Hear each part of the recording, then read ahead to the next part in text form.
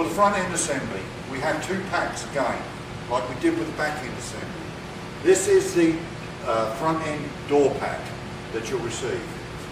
First piece, again, is the base sill, which you should be familiar with now. Next, we have the door slide assembly, which comes with the centre glazing bar all mounted to it. Then we have the two door side frames, which you'll notice flush on one side. We have the side braces, similar to those used in the back, with the exception that we don't have a centre hole on the front. This denotes the difference between the two. They are the same length, but remember, there's no hole on the front end. To note as well, we've removed one of the end covers from the slide assembly so that you could see the inside of the profile. Next to that, we have the two side braces. These go up in the centre position of the door and stop the frames from moving around during use. Then finally, we have the centre glazing bar. This is a very small glazing bar. It goes above the door into the apex of the roof. And the two side supports. These again are handed. There is a left and a right hand unit. You can denote by the hole positions. And they will go through the assembly, we'll show you later, but they actually position themselves on the back here to support the outside surface of the slide. Next to that, we then move on to the second pack, which is the same as what we used with the back assembly. We have the two corner legs, the angle at one end and 90 degrees at the other, and the two roof corner sections. And to note the T again, which is where you put them together in the ridge at the top.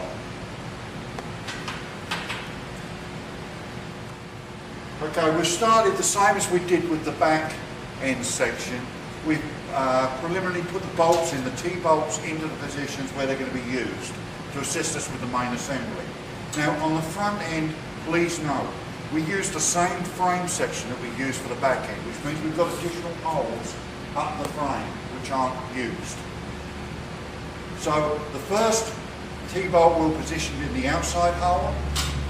The next T-bolt will be positioned in the third hole in from the end. And this is the same on both ends of the frame. The remaining holes are not used. As with the back assembly, we've laid it out approximately in position on the floor. Note that this time the absence of the cross of the door slide and other components.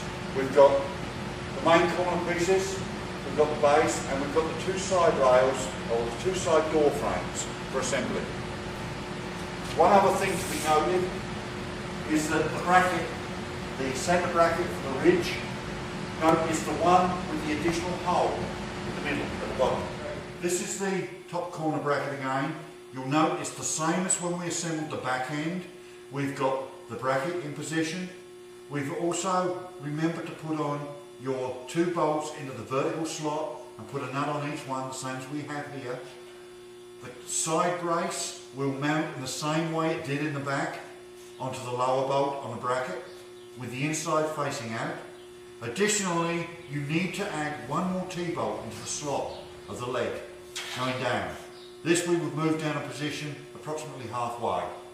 Now coming down to the bottom of the brace, you can see that it's attached to the third hole in again along with the door side frame. These are mounted together. Now when you put the door side frame in, if you come in up to the top,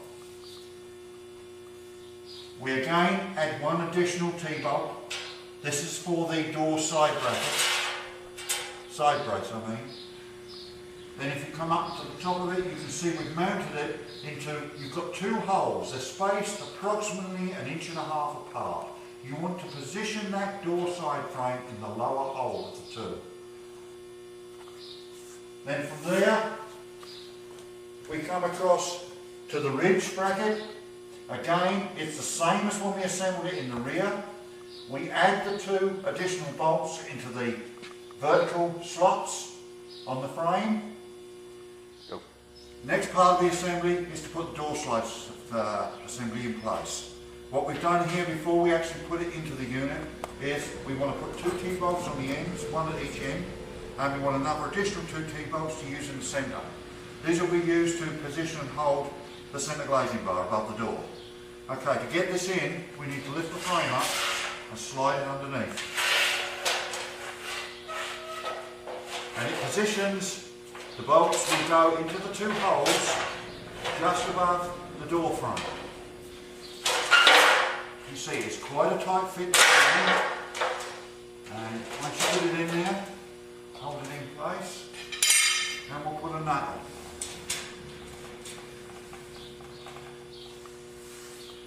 On the other side here, we need to just position that bolt over. Now put it through and nip it down. Now those two will snap down in place.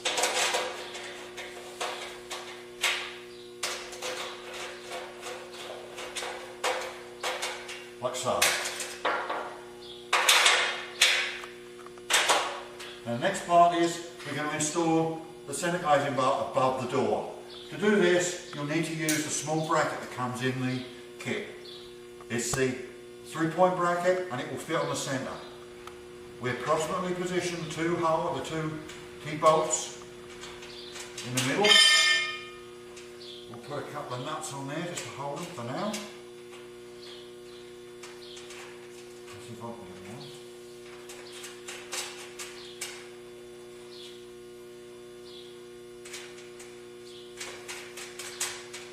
How about that? Okay, next we'll take 2 T-bolts and we want to put one in the bottom and one in the top end of this glazing bar. And this will mount into position into that bracket at the bottom there.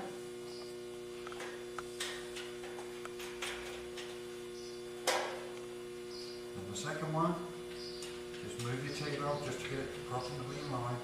We'll mount it to that bottom hole in the top ridge bracket. Now at this point it may not be square, and it's not going to be. The best way to square this is, forget about it for now. When we come to do the glazing, you'll put the glazing in and the glazing will square this up. So you can just undo it then and adjust it into position. But for the time being, I'm just going to snug the bolts up to hold it together. And that completes this part of the operation.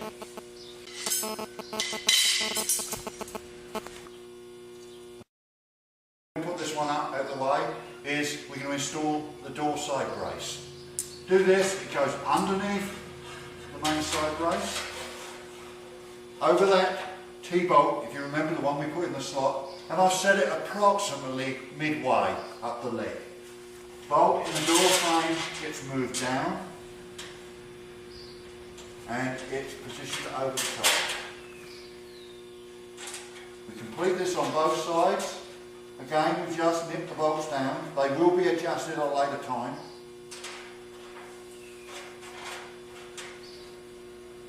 We'll complete this on this side and the other side, then we're ready to move on to the main frame assembly.